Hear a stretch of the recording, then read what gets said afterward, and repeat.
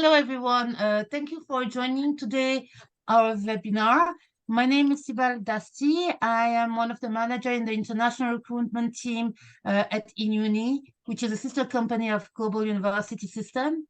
And today I'm very excited to talk about one of our premium university, Canterbury Christ Church University in the beautiful Kent County in Canterbury City.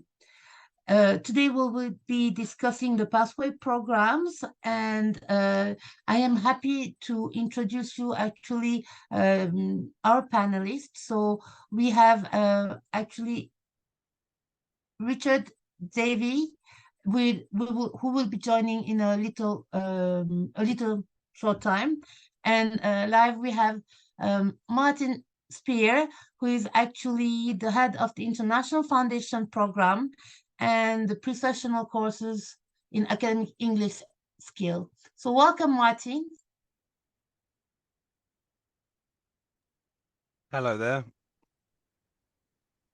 And I will go ahead and share my screen with the presentation. Okay. Just one second.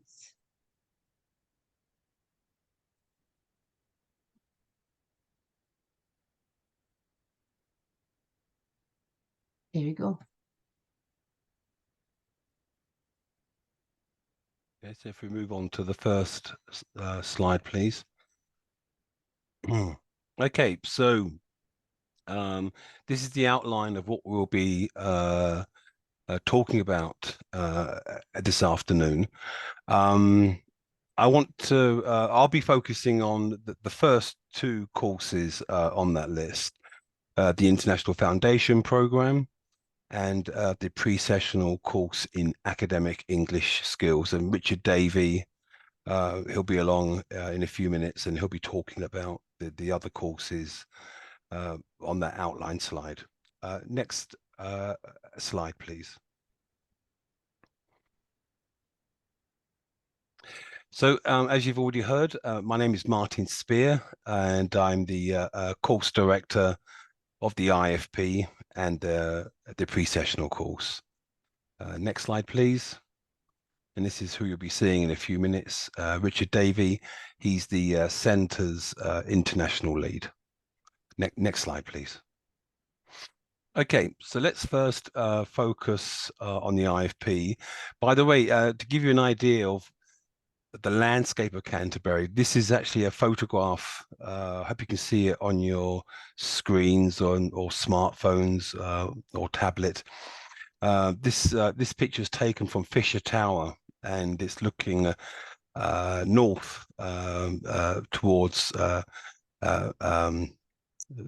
main landmark of Canterbury. As you can see, it's a very quiet, a peaceful setting, an ideal location to study. Next slide, please. So the entry requirements for the IFP is IELTS 5, band 5 overall, with no score less than 4 in the other skills, and we need a 4.5 in writing. That's recommended. Next slide, please. So after successful completion, i.e. passing the IFP, you are guaranteed progression to a 3-year degree course of your choice at Canterbury Christ Church University. Okay, guaranteed progression to a degree at Canterbury Christ Church University. Some degrees will require some additional skills. So, for example, if you were planning to do a certain type of nursing degree, they would require a higher pass mark to demonstrate that you had the language ability to cope with studying that particular course. But if you're thinking of studying something like business management, If you successfully complete all the assessments, you pass the IFP, you're guaranteed a place on a business management degree at Christ Church. Next slide, please.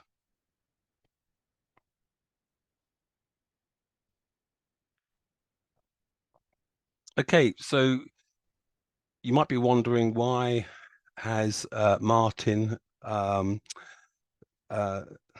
Sibel, would you mind going back to the previous slide, the one with the parachute? Thank you.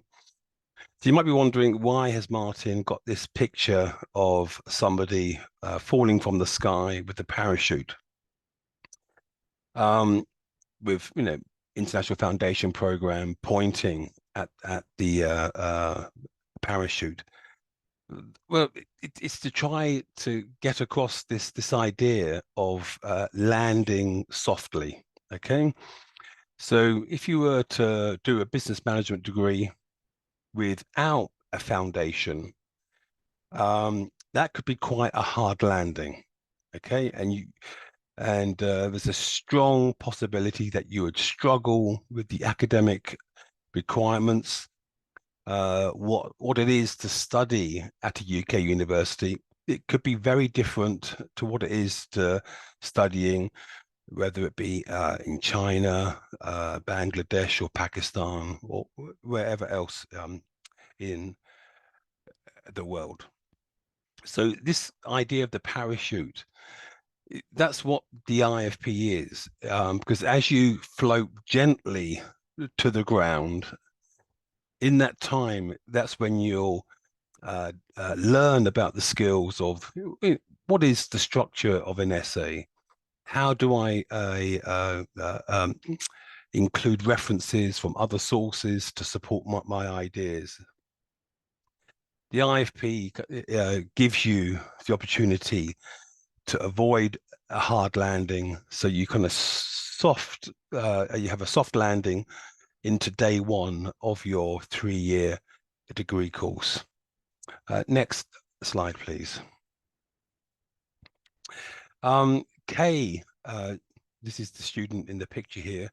I asked her if she'd be willing to write something about her experience on the IFP, and she wrote this for me. Well, she wrote this for you, okay, because she experienced that soft landing into her degree program, and she's now doing extremely well. I think she's studying accounting. She's in year 2, I think, now. And she wrote, "The IFP was a unique opportunity. It helped me in different aspects in my academic journey. It not only improved my English and academic skills." No, excuse me. It not only improved my English and academic skills and introduced the modules related to my degree, it also familiarized me with the UK university system and gave me the opportunity to make friends from all over the world. In general, the IFP is an opportunity that provided me the time to adjust to living and studying in the UK. And I think, you know, there is an element of, in the sessions that we teach, of adjusting, of helping you to adjust to studying in the UK, and at the same time, you know, what life in the UK is like, so you can navigate the different channels that you'll be walking through in your time here in the UK. Next slide, please. So what does the IFP look like? Well, in semester 1, there are 3 core modules. In total, across the year, you'll need to study and pass 6 modules in total. So 3 in semester 1, 3 in semester 2. And semester 1 is made up of 3 core modules. These are modules that you have to study. We have English for University Study 1, English for University Study 2, and Investigating Contemporary Topics. And I'll explain what these three modules are. Next slide, please. So the EUS modules, the English for University modules, the skills that I'm focusing on in those sessions is to make sure that you are that you know how to confidently present using Microsoft PowerPoint. So if you're not familiar with using PowerPoint, we have sessions in IT rooms where I'll teach you how to, produce a PowerPoint, and then slowly, bit by bit, slide by slide, turning that into something that would be acceptable at a UK university, particularly in for your first year PowerPoint presentation. I'm making you ready for that task. We also look at writing.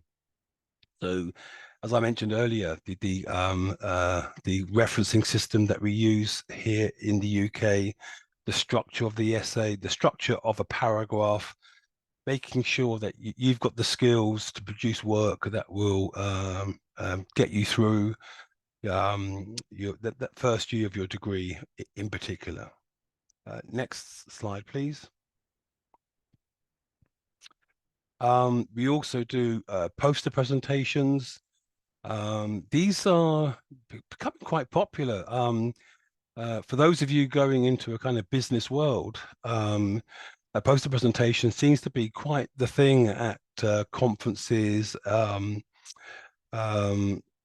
So we teach you how to produce one and what they should look like.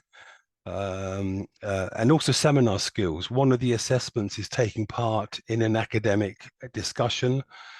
It's what we call a seminar. And it's knowing what phrases to use, how to listen, how to build on someone's comment, how to take part. Because an academic discussion, a seminar, is not like talking to your friend at a nearby cafe. It's a very different system and structure, and it requires certain phrases to disagree or to agree with something. Next slide, please. So the third module in that list is Investigating Contemporary Topics. And here we choose topics that are connected to British culture, British life. If I go through these pictures here, on the left here, we've got this remote control and a bowl of popcorn. So that's us looking at aspects of the media in the UK. So, the history of the BBC, the significance of the BBC, how the TV channels fund themselves, the pressure that they are under from the UK government, so we have some interesting sessions on UK media. So, how the media system works here in the UK. The picture of all those people sitting down, that's the House of Commons. That's one of the houses in the Houses of Parliament. Those of you familiar with Big Ben, the building next to Big Ben is that building. So we look at the political system, the parties, the issues that are dominating UK politics, or have done in the last 10, 20 years and so on. Of course, connected to that is law, because the Houses of Parliament, they create laws for the land. And one of the big topics at the moment is this, refers to this picture on the right here. This is a statue at, I think it's Waterloo Station, and it's the National Windrush Monument. And this was the name of the boat which brought in immigrants from the West Indies in I think it was like the 1950s. And of course, immigration is at the center of UK politics to this very day. Okay, next slide, please. So once we've finished with semester 1, we moved into semester 2. We have a core module, academic English, which builds on the skills from EUS 1 and EUS 2. Sometimes it can just go back over again some of those skills if students are having problems in certain areas. So in a sense, you could say that academic English is a kind of follow-on from those English for University Study modules, where we build upon on those skills and revise those skills as well, because it is a challenge adapting to the academic conventions of a UK university. I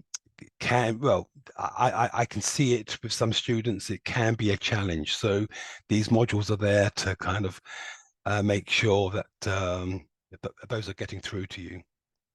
And then we have 2 modules from this list of 4 here.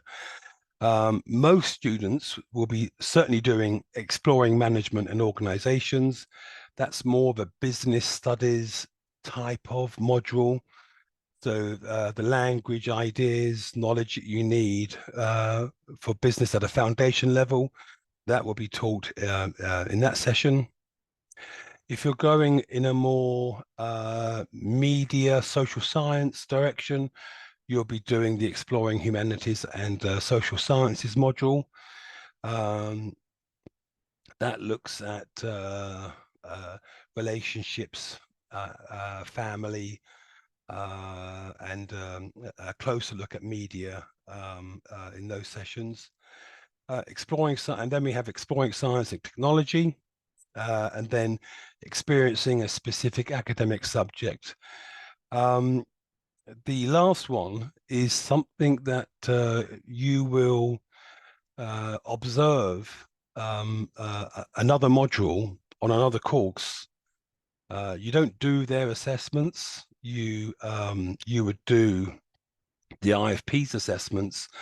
But as an example, let's say you are planning to study nursing. Now, there's no nursing module on the IFP. So what we would do, we would arrange it for you to observe a module on a nursing course, so you can experience that specific academic subject. And I would set you assessments that ask you to reflect about your experience of those observations. You know, do you find it challenging? Do you understand the lecturer? What could you do to help yourself understand the lecturer? Those would be the kind of assessments I would set through that particular module. And as you can see, there's a little note at the bottom here. Please note that it is possible that a module listed will not be able to run due to reasons beyond our control. So for example, if we only had one science and technology student, that module may not run, but you know, I would work as hard as I can to make sure that you could experience a module related to that specific academic subject. Okay, next slide, please. So the academic English module, that is really, we do a lot more library work, a lot more focus on referencing. That seems to be the one thing that students really struggle with. So we certainly work on those skills. Next slide, please.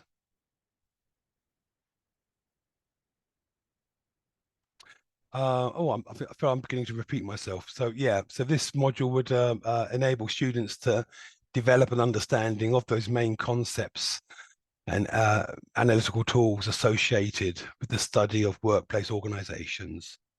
Okay, next slide, please. So humanities and social sciences, examining key topics significant across a range of arts, humanities, and social sciences. Earlier I mentioned the family, so there'll be sessions that look at the family and how the family has changed, over the years. But for example, the role of women, you compare how that would have been 70, 80 years ago and how now that role has changed. Exploring science and technology, if that module runs, then that would look at key methods, practices, and issues within the science and technology subjects. Next slide, please. And as I mentioned earlier, this is where we'll connect you with another module of the course for you to observe sessions within that course.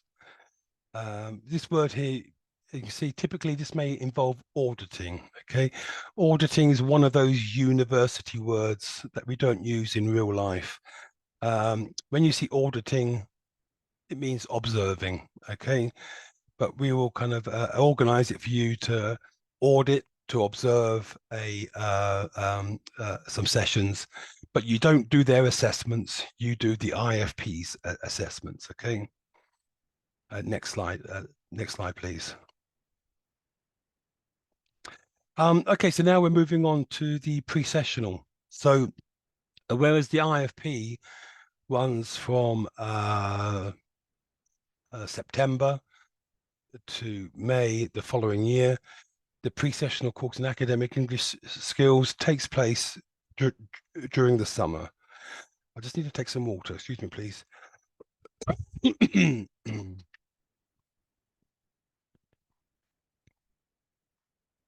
Okay, next slide, please.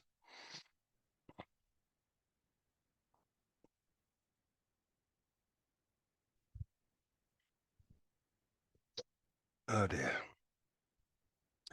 So this year, the 10-week course begins on Monday, the 1st of July, and ends on Friday, the 6th of September.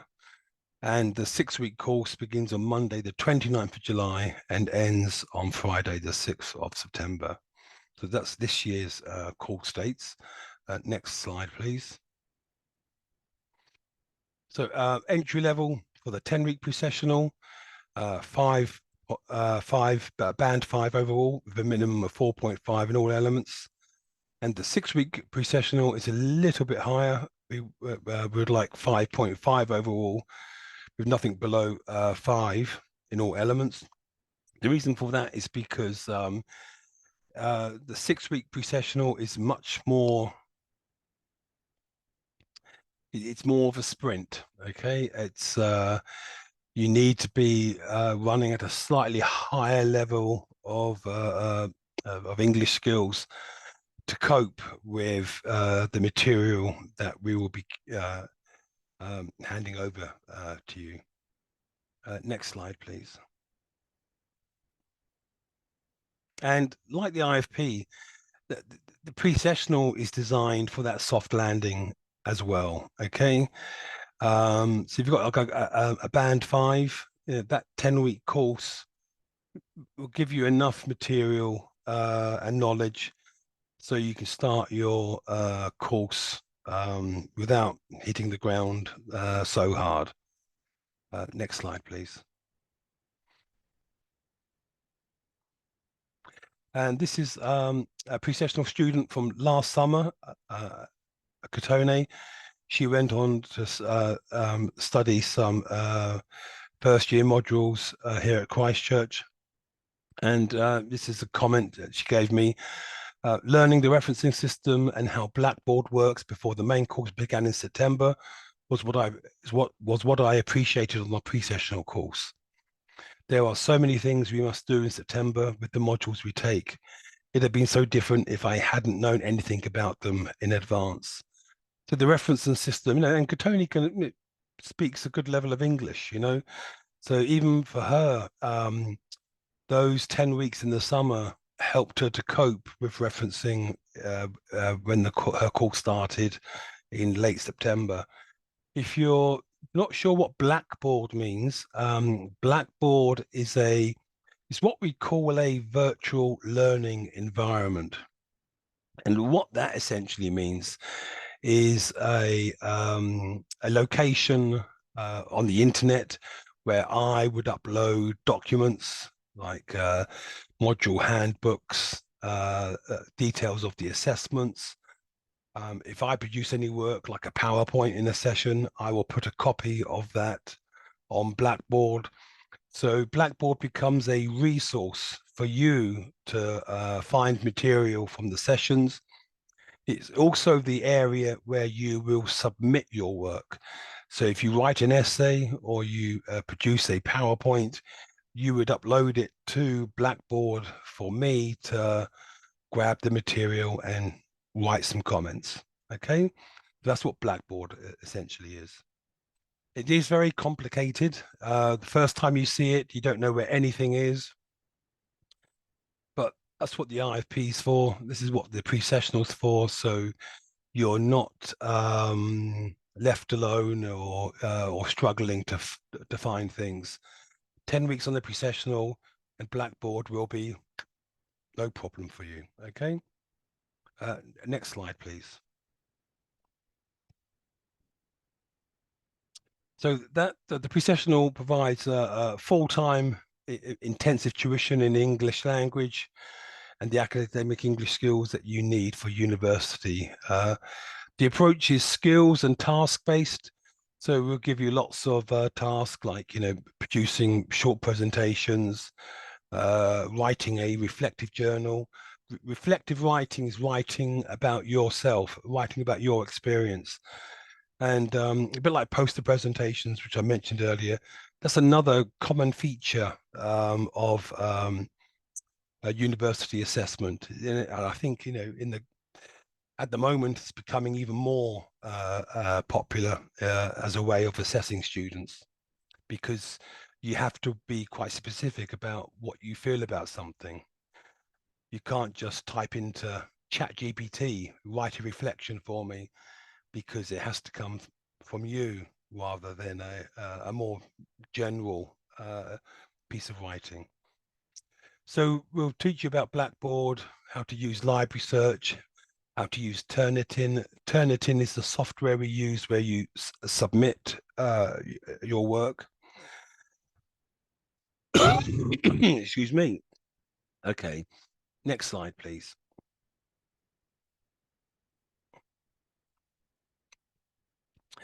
So the tasks we give you will mirror the tasks that you will have in your future courses, giving a presentation, taking part in a seminar, making notes during a lecture. Okay, this is all covered in the 10-week pre-sessional course.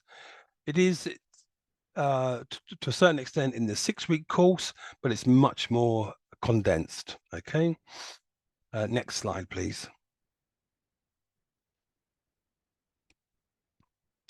And moving on to your undergraduate or postgraduate courses, dependent on you achieving the level required. So I mentioned earlier about some courses might require a higher IELTS band than other courses. So you'll get a report at the end of the course with with like an estimated IELTS grade based on the work that you submit. Next slide, please. And this is me just beginning to wrap up now, and I just have a couple of tips. This mainly refers to the IFP here. Okay, on the whole, the pre-sessional students have done quite well. This refers back to the IFP. Next slide, please.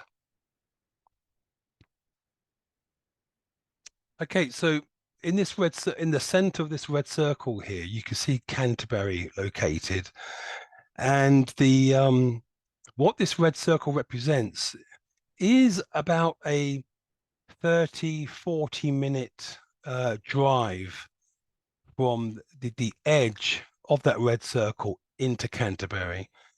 So if you are planning to study here at Christ Church, I cannot recommend strongly enough the importance of living, if you can, in Canterbury, or at least very close to Canterbury. I'm at the point now where I can almost measure student success based on how close they are living at Canterbury. I know there are many jobs available in London, but those who base themselves in London do tend to struggle with the assessments. So if you can, please find somewhere to stay as close to Canterbury as you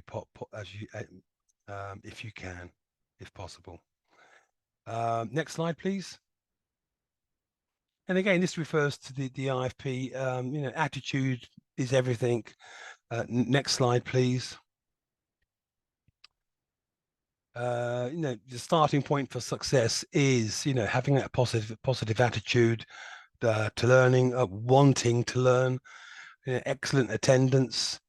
We need attendance levels above 85%. If it dips below that, there can be visa problems, and perhaps more importantly, from my point of view, if low attendance means poor results in the assessment. So you need to kind of complete all those tasks to a high level as you can, and that can only be achieved if you are attending regularly. Next slide, please.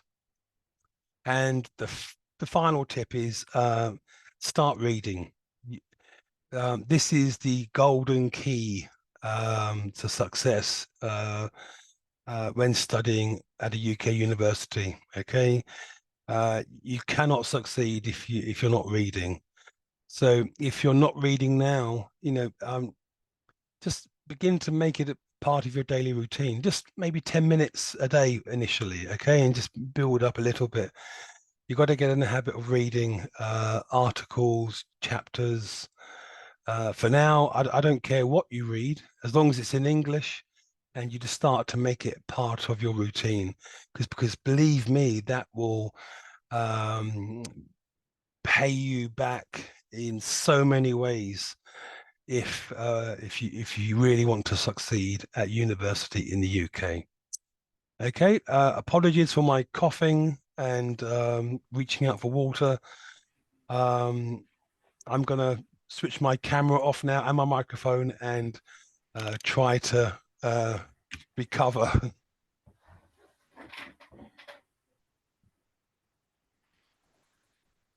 Okay, thank you, Martin. Hi, Richard. Hi. So Hello, Esteban. please How are you introduce doing? yourself. Yes, my name is Richard Davey. I was in the slide at the beginning. I think I'm the international lead in the Centre for Language and Linguistics. I used to teach on and direct both the courses that Martin is now very competently teaching on and directing. So he's, in that sense, my successor, but also a very good close colleague. So and thank you, Martin, for doing that first part, despite your voice and your health. I appreciate it. I'm sorry I couldn't be here right from the beginning. I was teaching a class immediately before this session. I don't have the nice Canterbury Christ Church background. This is a genuine background. This is my office. These are books. I have not read all of them. I want to build on what Martin's done. The two courses he's talked about, the International Foundation Programme and the pre-sessional course. I'm going to introduce two courses which are similar in character, but also a bit different. So I won't repeat a lot of what Martin said, but point out the significant similarities and differences. The first one is the pre-master's diploma, which is, well, the IFP, the International Foundation Programme, is a pre-undergraduate degree programme. The pre-master's, as it says, is a similar, but for pre-master's degree study. Next slide, please.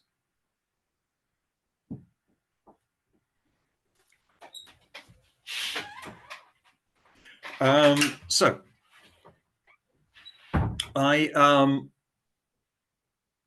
you will see that as well as the language requirement there, the understandable is it's pre-masters, there is a requirement for having either done a degree or a higher diploma, which depending on the education system you've learnt in, you may not have graduated with an equivalent to a British degree. You need one more year, and the postgraduate diploma pre-masters will give you that extra year. So it will give you that extra year in academic value, but it will also give you the English language and academic skills and other preparation. And that is something I want to stress, is the importance of preparation.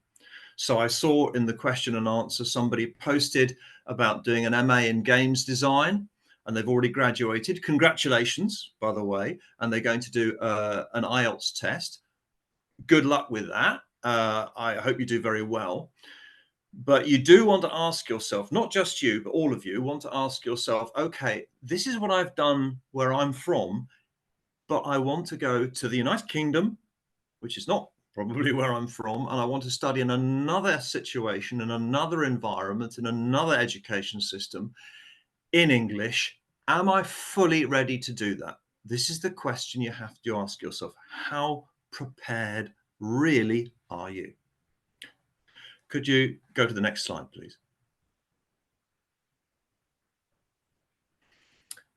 Now, what you want to do is, as it says there, like the IFP, you want to progress from the pre-master's diploma onto a following master's course. And it's just to say that the pre-master's diploma is optimized in terms of the course content for joining courses in arts, humanities, broader social sciences as well, actually, and business and management. That's just so that you know that there. Next slide, please.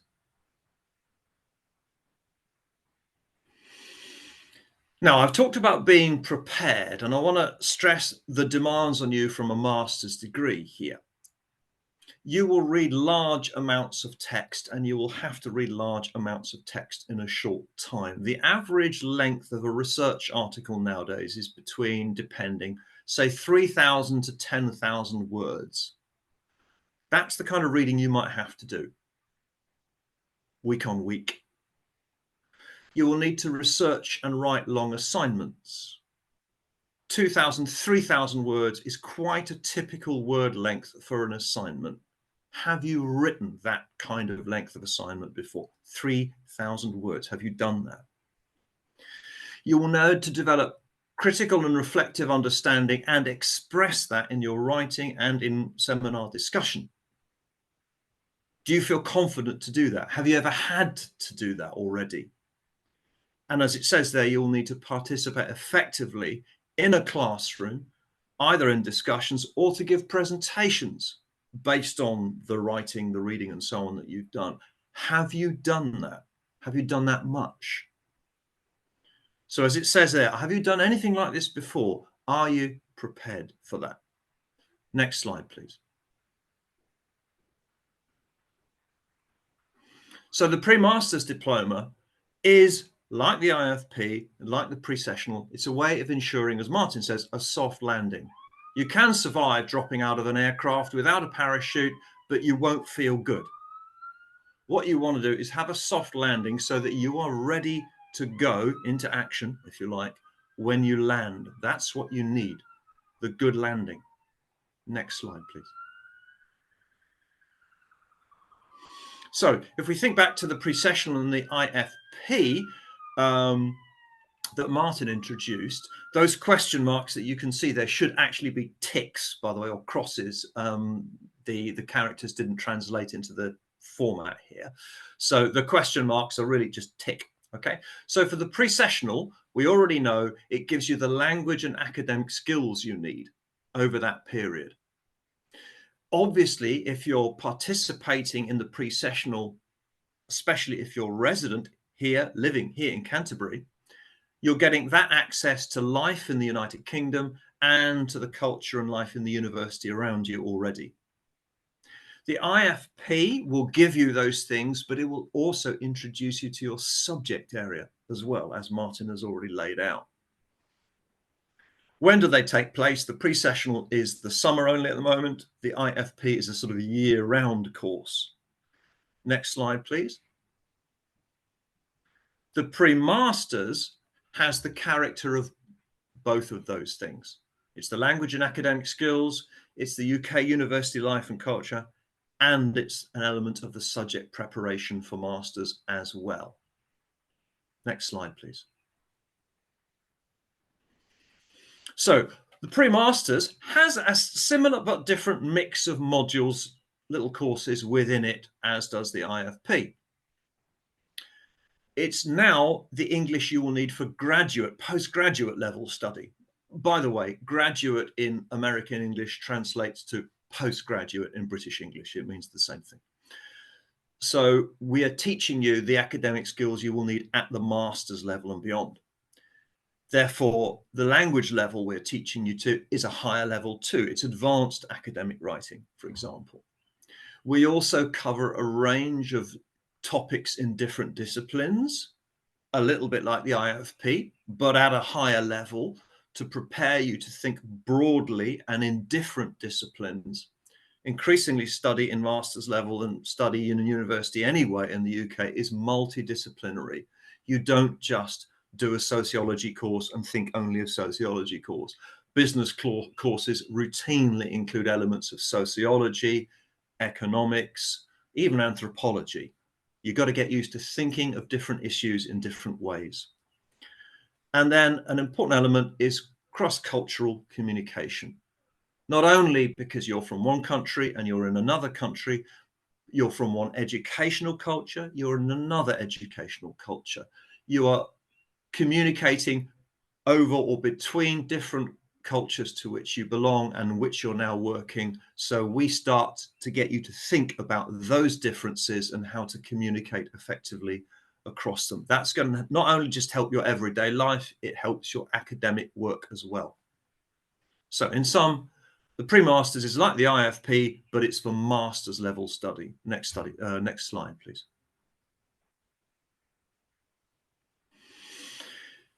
You also get to focus on your own subject. We teach research skills. You'll do a research project at a higher level, and that will be related to your own chosen master's discipline. Next one, please.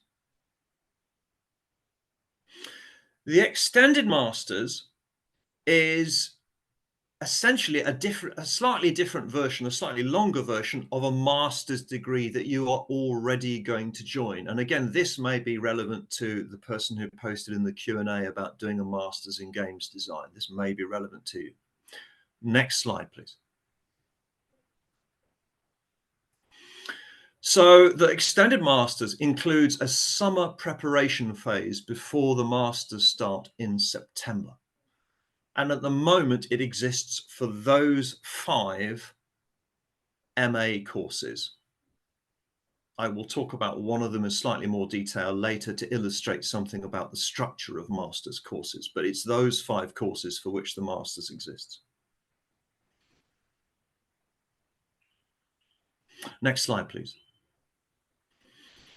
The entry requirement for the extended masters is the same as the entry requirement for your masters. There's no additional entry requirement.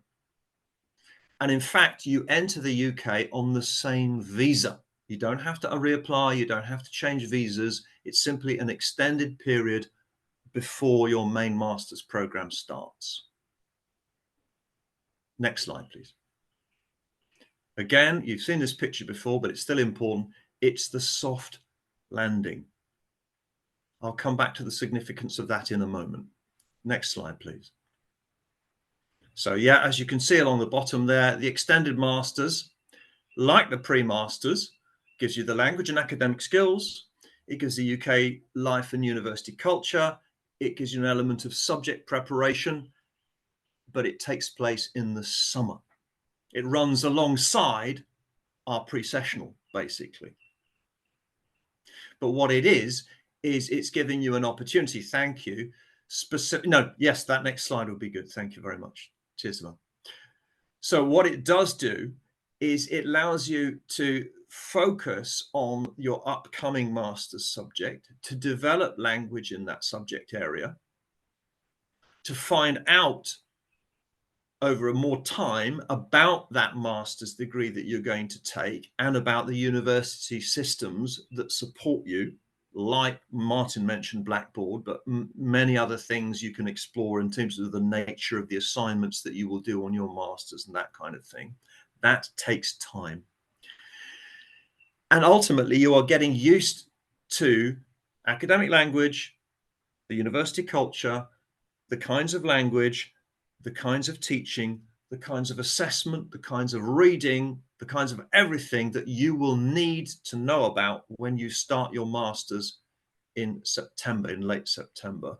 But you're doing it over a longer, less intense period of time. And that really, really matters and helps. Next slide, please.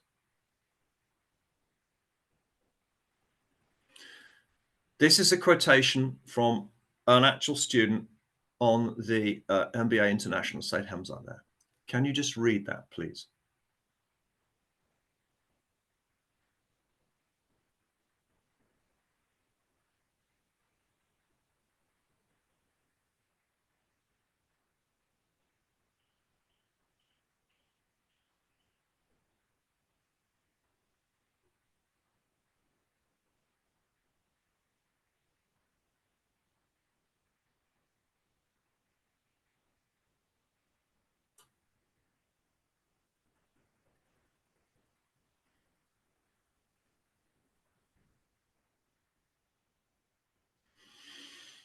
Now, I will add to that quotation, although the quotation from Said there could speak for itself, but he did not have I think he's okay, but he did not have the opportunity to take the extended masters, and he wishes he had had the opportunity to take the extended masters. Now, of course, the extended masters is a little bit more time and a bit more money. Of course it is. But the value is that you don't just survive, you flourish and succeed. As he says there, he spends, and his peers also spent, his fellow students were spending time trying to understand what was happening rather than focusing really on their academic study. With the extended masters, you do that trying to understand what's going on before you start that masters. And that really helps. And he's not the only one to think like that. I was talking to a student yesterday who did our pre-masters, and he said it made a huge difference. He's now doing the MA education. He knows what he's doing. It's not unfamiliar. It's not alien. It's something he's already experienced by doing the pre-masters itself. So to sum up then, all of the courses we've got here are about preparing you to succeed, to do well. Because to spend your time and your money and not do well, or even to fail, is not what we want you to do. We want you to do well, and this helps you to do well. Thank you very much for your time on this. The next slide, please. I'm just going to say a little bit about master's courses, because that's what some of you are intending to go on, many of you maybe. I'm going to pick one example, the Masters in Applied Linguistics, which my centre offers, but to illustrate something about master's courses, just as an example of how things might be different from what you know or expect. And it says there, courses and routes. Next slide, please. And so the MA in Applied Linguistics has 4 different special routes within it, which you can read there. Applied linguistics, applied forensic linguistics, which is the application of linguistics to criminal justice, police investigations, and so on. Intercultural communication, one of my specialisms, and teaching English to speakers of other languages. So there's 4 distinct routes within the same overall course in applied linguistics. Next slide, please. Now that's quite a complicated table to look at straight off. I'll give you a little bit of a moment to look at it.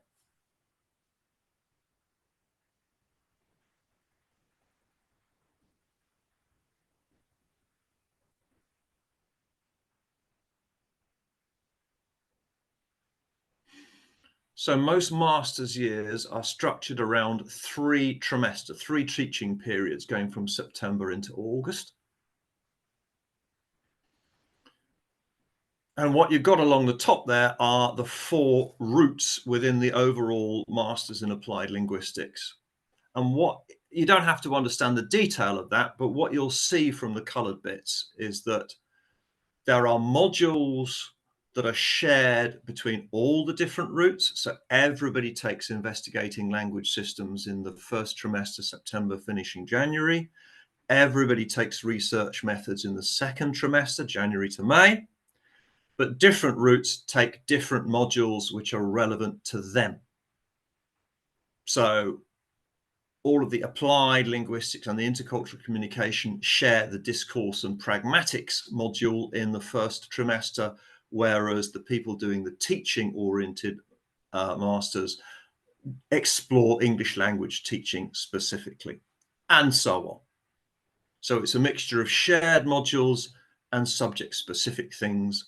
And you will see later on in the second trimester, there is a focus on professional practice that's relevant to your subject area, whether it's forensic linguistics or teaching English. And then everybody finishes doing a dissertation of 15,000 words. And again, have you ever done anything like that? 15,000 words. That's big. And the research process for that is big. And you want help and preparation to succeed in that. Next slide, please. Now, I gave you an example of the masters in applied linguistics. There are other masters that have a similar overall course and individual routes structures. I will let you look at those there. There was a bit of a problem translating from our original slide onto the in uni slide. It seems to have gone off down there. I don't know, Sibella, if you can do anything about that.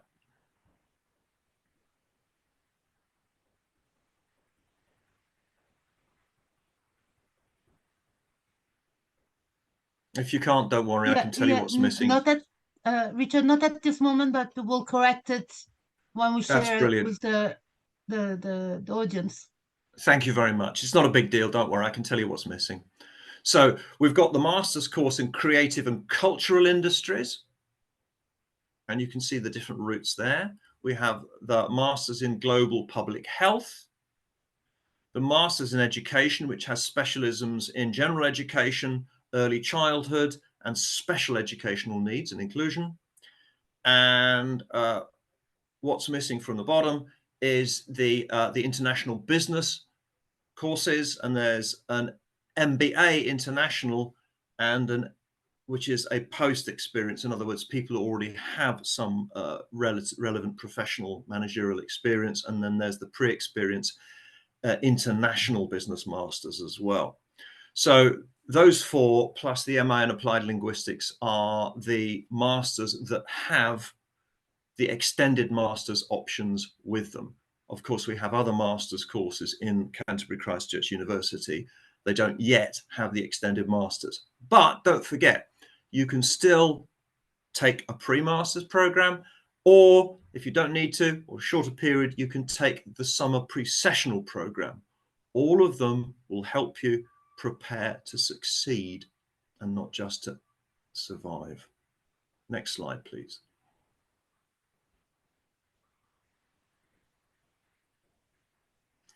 The inevitable thank you for listening and any questions. I see some questions have come up in the Q&A.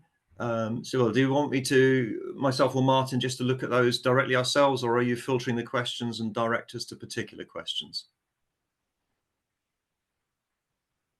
You're muted at the moment.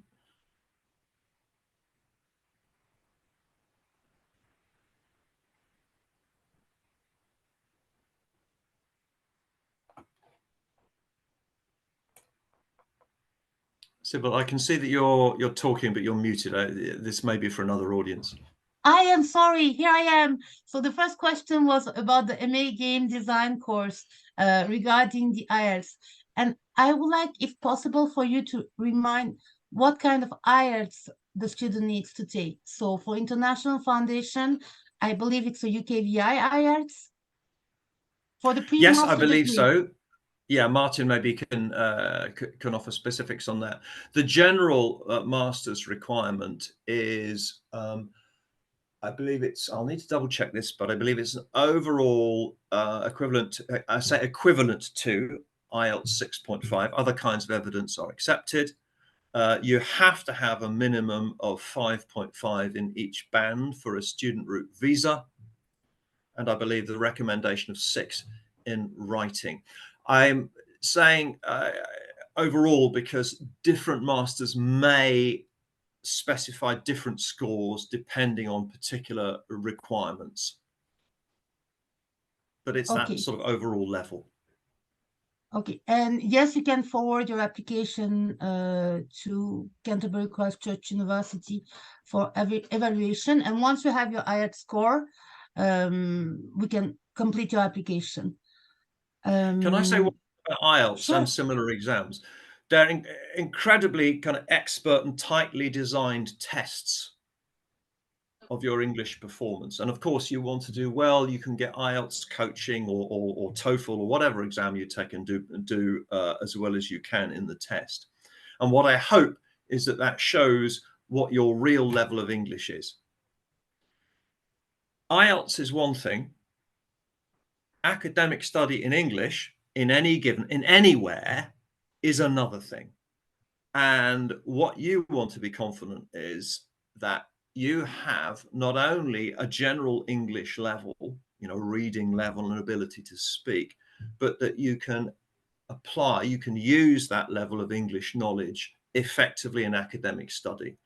So IELTS is not the last word and guarantee of your ability to do higher academic study in English. It is a good international test, as good as you can get, but it's a 3 hour and 20-minute check. It's not a preparation, and it can be no more searching than that.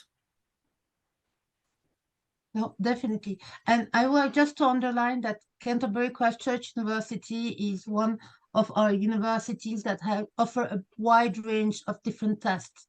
So you have IELTS, you have other tests available, but just please check with your regional manager for foundation, international foundation programs and pathway programs, which one for IELTS or which tests you require, if it's a SLT, SLT, or if it's an academic test, just for the general public.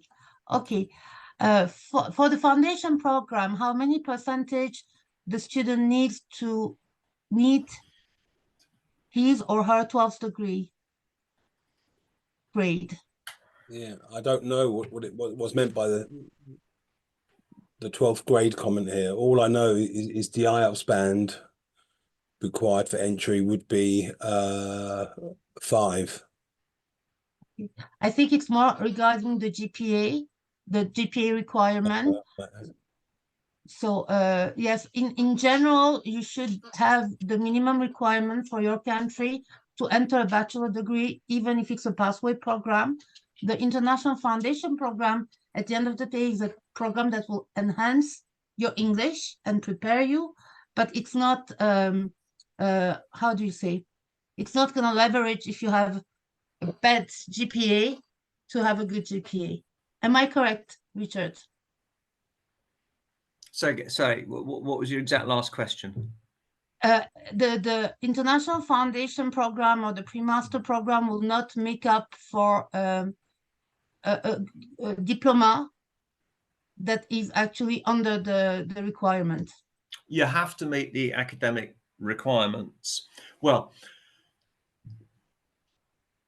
I think there is an allowance that will, because one of the functions of the IFP has been to take people, a bit like the pre-masters, where the exit qualification from pre-university is not quite of the same level as the normal pre-university qualification for undergraduate study. But principally, the IFP is about language academic preparation. but our admissions team will know how to assess the level of your existing qualifications and whether you qualify for the IFP based on that. There are certain technical issues about which qualification in which country, so I don't want to comment on that because I might give the wrong advice. Oh.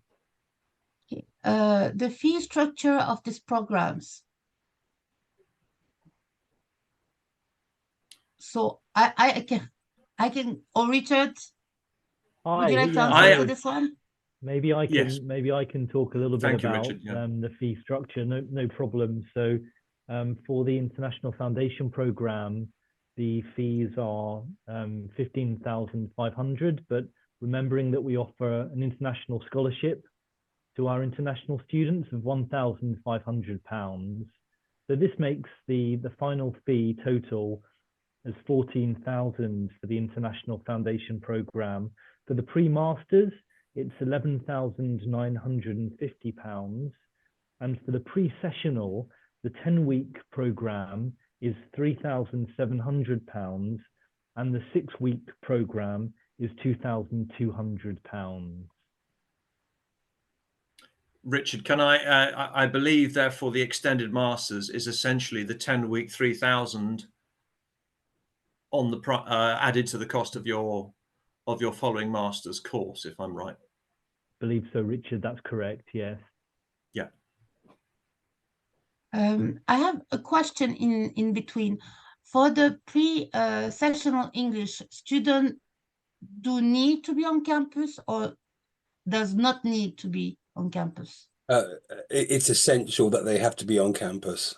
On campus. And this is Yeah. not a combined visa, correct? For the pre-sessional, they will have to apply for 2 different visas. I'm the wrong person for any visa questions. It's a single visa, Sibel, for the pre-sessional. For the pre-sessional. It's the same visa, yeah. Okay.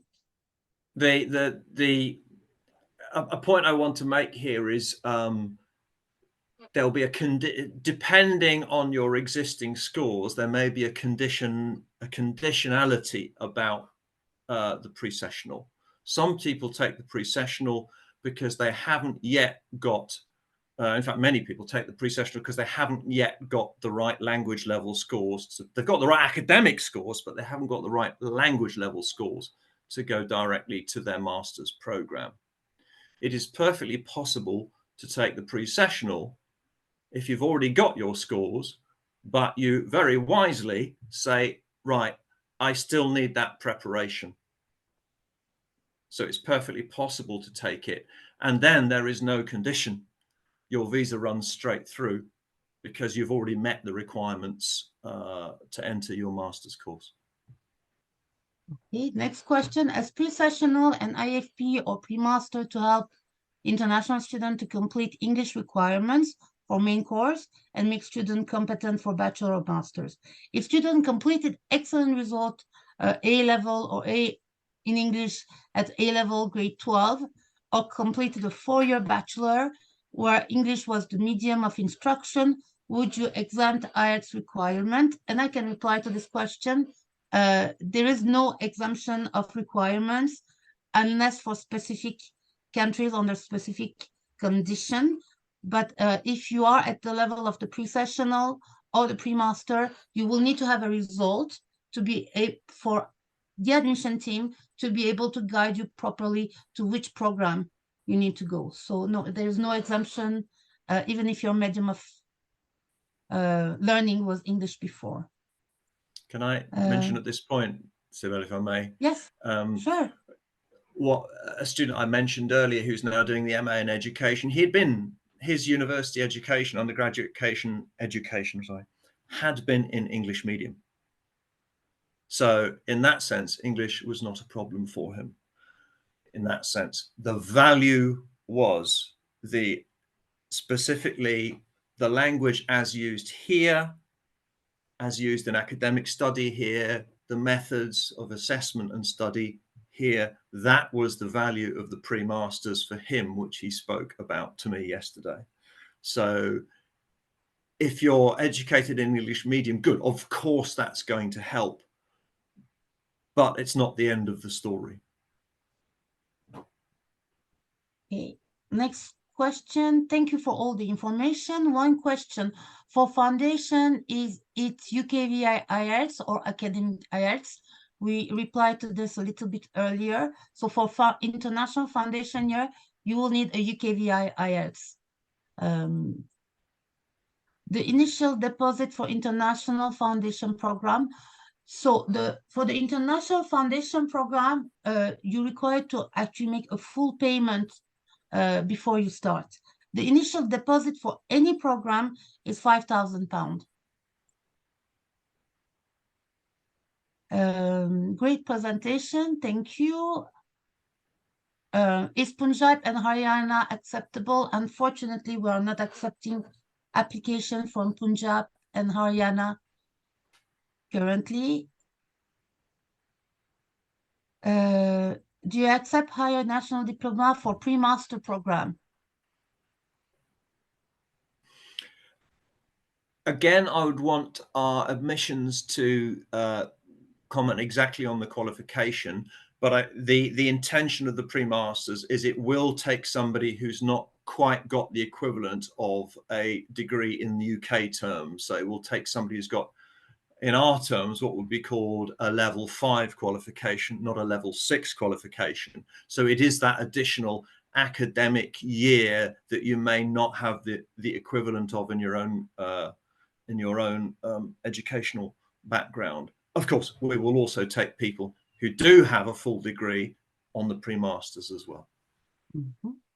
Any scholarship? So Richard Venner actually mentioned the students have a scholarship of £1,500. Precast interview is there? If yes, then please confirm if it is before payment or after. Also, financial and medicals are required for CAS. So the precast interview, yes, there is a precast interview. There's actually a consultation. And once you have your unconditional offer letter, you will be invited for a precast interview. We suggest, depending on the country where you are, to do the payment right after you cleared, like within the week you cleared the interview.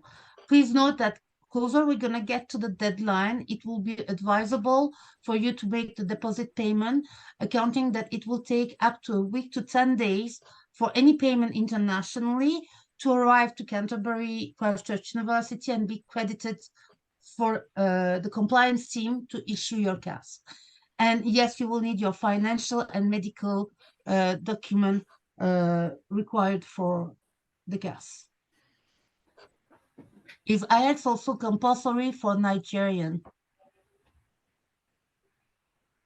I can answer this question if you want. For Nigeria, we have actually some of the universities that are exempt from that the medium of English is accepted, but you will need to check with your regional manager and get confirmation for which one of those universities. Out of interest, the student on the pre-masters who's now on the MA in education I mentioned earlier was indeed from Nigeria. MA game design, the same question, so we already answered this one. Please do send your application through for evaluation to Canterbury, as I replied earlier. Okay, that might be a spam. Done. I'm sorry, I'm going through. Please let me know. Can I move application for master with 50% of bachelor degree?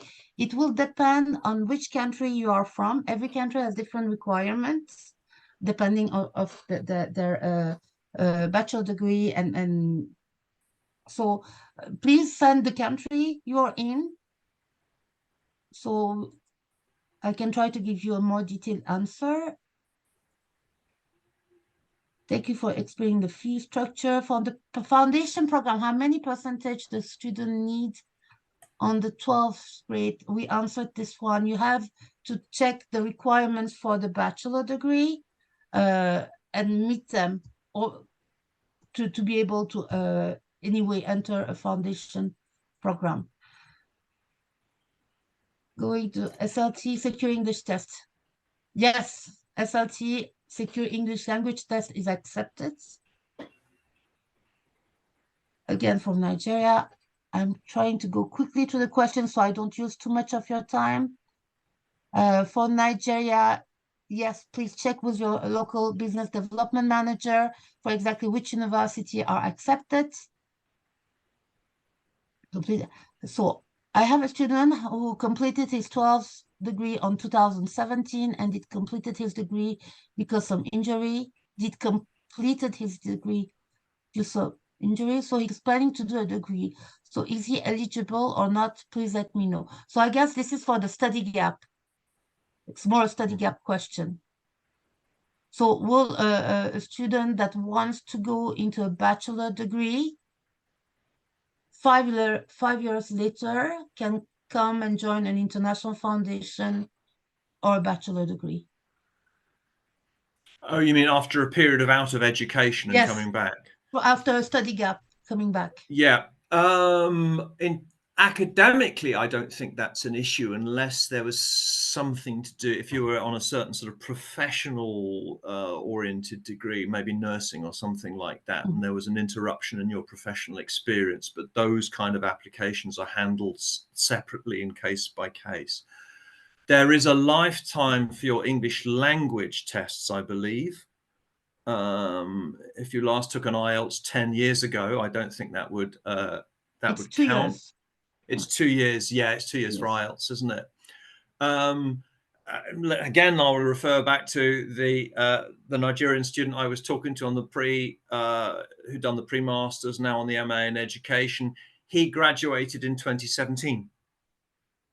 And therefore, he judged that it was very important for him, as it were, to make up that difference of being out of education by doing the pre-masters and getting him up to speed, ready to join the master's program itself. I would like to underline also for everyone, Canterbury Christ Church University is really exceptional in the sense of accepting study gap. As long as you have a study gap that you can justify, that could be work, that could be illness, they will always consider. So for that, they are exceptional because there's many universities in the UK that after 2 years of study gap, 3 years of study gap will not even look at your file. But Canterbury really believe in education is for everyone and everyone has different circumstances, so they will evaluate. So don't hesitate to submit your application in any case. After visa, how much fee is required to pay for enrollment? So after the visa, once you get your visa, ideally pay in full, so you're done. But you have also the option on paying into settlement, meaning that the remaining balance after you pay the 5,000 deposit can be paid in 2 settlements. One prior you arrive to the UK, so in September before you arrive to the UK, and the second settlement will be in January in that case. But ideally, even for your visa, it's better that you pay the tuition fee in full, I would say. There are consideration given to students for direct entry in bachelor or master program without international foundation or pre-master program. Absolutely, not to master degree, but for bachelor degree. It can be evaluated by the program leaders and the academic to see if you fulfill the requirements. Can I come in at this point? Absolutely. There's 2 questions here, and the question, quite understandably, is sort of a "do I have to" question. And as you correctly answered, no. If you meet the paper qualifications for direct entry to undergraduate, postgraduate degree, you can come on in. Should I? And the I there is you in particular, whoever you are. Would it be a good idea for you to go straight in cold with your paper qualifications, however good they are? That is a question you have to answer. And I quite understand why people want to minimize the time and the cost. Yes, I get that. But think, are you ready? You don't just want to survive at risk. remember the quotation I showed you. I'm not trying to scare you, because some people are well prepared and will be fine. But you have to ask that question of yourself with cold realism. And if you think, I'm not quite ready, we have the courses to help you. I have a question regarding a student that may, for example, have to do repeat one of the module because they weren't successful, they didn't have their mind to it. How does it work to take recess? Martin, when do you is want it to done? comment on this? Sybil, I'm not quite clear what the question is. Could you just... Let's say you have a student in international foundation year and he failed one of the modules. Is the can he take a recess? What is the fee? What is the process? Yeah, what it is that if you fail a module in semester one, there is a reassessment period, but that doesn't take place until something like mid-July the next year. So any failed modules, like let's say you failed one in semester one and one in semester two, those two modules or the elements of those modules, it could be that the student, so most modules are split into like, 50-50, 60-40, two assessments. It could be that the student failed one of the assessments, like the presentation, but passed the essay. So they'd have to do the presentation again on campus during the reassessment period in July. So there is an opportunity. Yes. And but the thing is, what I would say to students though is that if you attend the classes, it's quite difficult to fail the IFP. If you attend the classes and I remind students again and again of the deadlines. Often the problems come when students don't attend, they miss deadlines, or they think they could submit something which is the work of Chat GPT. That's when we have the problems. Is there a fee associated to a recess exam? There is a fear, but a fee or a fear? A fee. No, money. No, it's part of the package. Okay. I have a student. He completed +2 2012 50% Kerala State Board. Then he have experience in AutoCAD field. His profile accepted for undergraduate program. I will have to check the India requirement, or please contact the India team, but I believe it is 70% will be accepted. But please check with your regional business manager for the exact India requirement on the degree. And third, we are almost there. For Nigerian student, what is the percentage of tuition fee required as initial deposit before CAS is issued for any IFP or pre-master program? For Nigerian student is £2,500, the deposit fee. So it has been revised. Okay.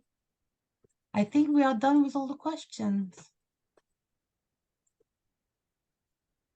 Richard, Martin, thank you very much. That was a fantastic, actually, webinar. Very insightful. Thank you. And very detailed, because it's always confusing for students to make the difference. And thank you very, very much. Thank you very much for hosting. Thank you. Martin, hope you feel better very soon. Have a fantastic weekend ahead. Bye. Take care. And thank you to all the people for attending, listening. Thank you. Goodbye. Goodbye. Bye-bye.